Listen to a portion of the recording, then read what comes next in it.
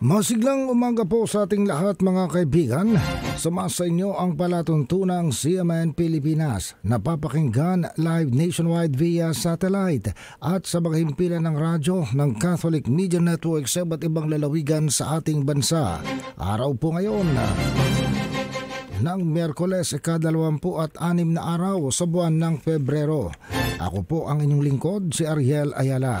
Sa atin pong mga balita sa araw na ito ng Miyerkules, sinabi ng Pag-asa na ang mainit na hangin mula naman sa Pacific Ocean na tinatawag na easterlies ang nagdadala ng mga pag-ulan, pagkulog at paghidlat sa ilang bahagi ng Kabisayaan at ng Mindanao.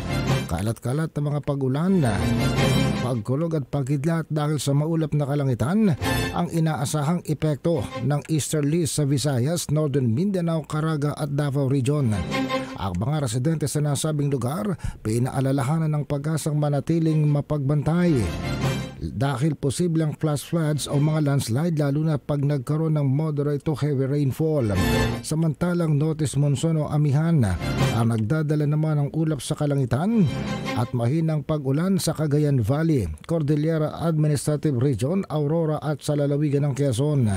Ang bahagyang pag-uulap ng kalangitan na may isolated rains ay dahil din sa amihan na nakakaapekto sa natitirang bahagi ng Luzon. Samantala, sa iba pa nating mga balita,